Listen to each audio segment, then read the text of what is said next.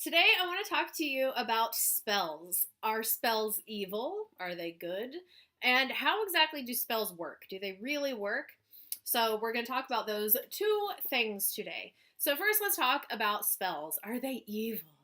Well, really, spells are just a form of energy. They're a form of concentrated energy with a specific intent. Energy can be both good or bad, it depends on the intention behind the energy. So, short answer, are spells evil? They can be. It depends on the person. But here's the thing, too, a lot of people aren't casting evil spells because a lot of people who are working magic and using spells, they are aware of how energy works, and they're aware that what you put out into the universe is also what comes back to you. So most people don't want to cast evil or bad or negative spells because they know that somehow, some form, that negative energy will come back to them.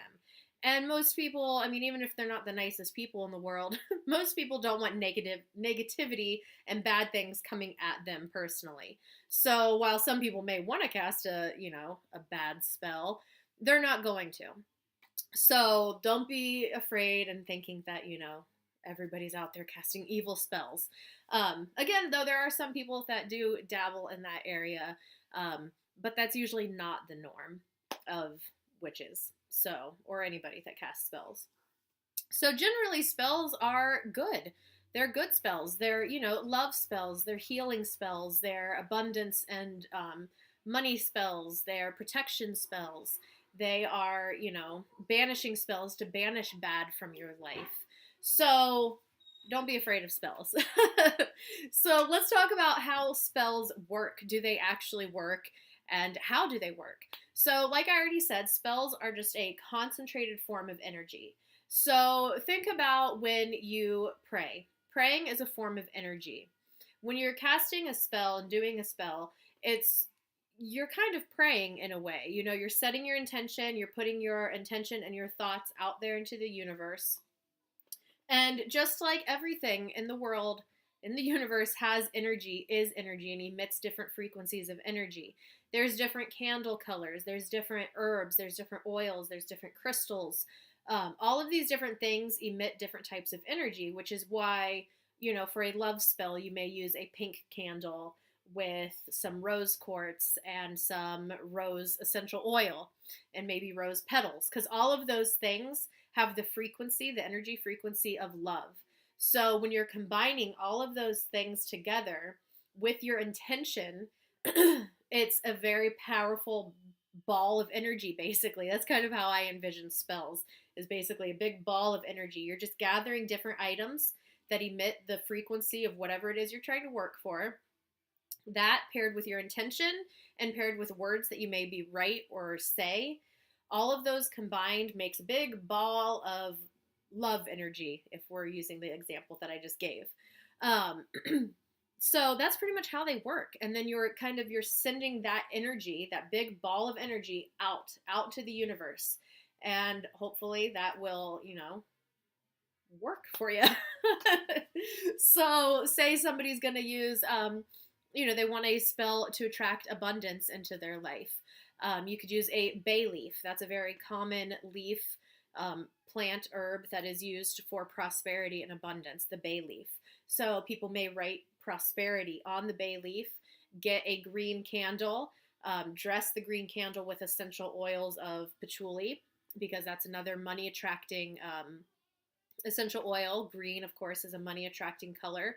And then people may say words or what have you, and then they burn the bay leaf in the fire of the candle. And that just kind of, you have all those elements. You have the bay leaf, you have the patchouli, you have the green candle. You can maybe even include a pyrite crystal, because that's for prosperity. So you have all of those things together that are emitting the energy of prosperity, paired with your intention, and you send that out into the universe, and hopefully that prosperity will come back to you.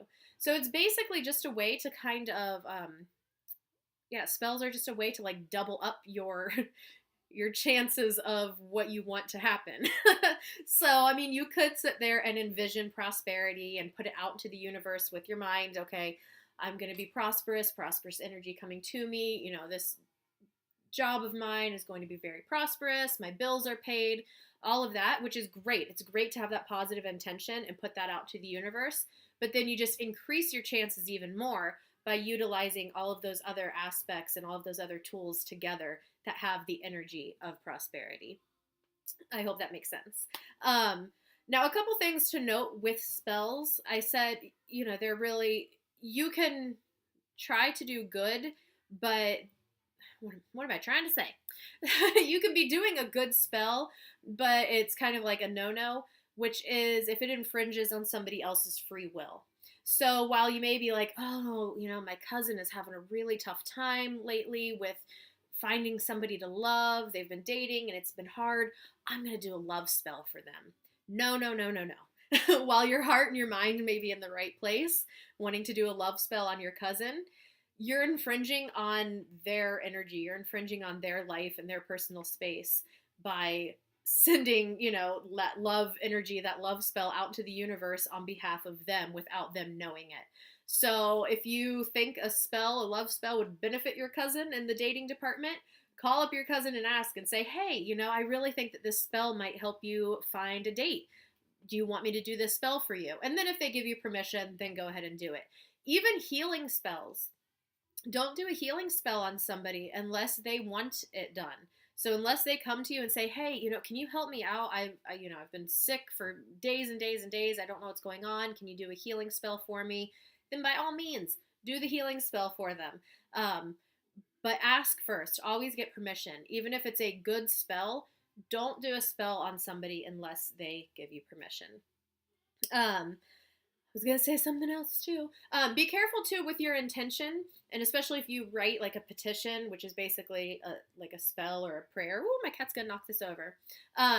Be careful with your wording. So, for instance, if you're looking for prosperity and you want money to come to you, you can say, I ask for money to come to me with no harm to others. So that way you've heard the ridiculous story of like, I asked for money and then my uncle got in a car accident and gave me their money.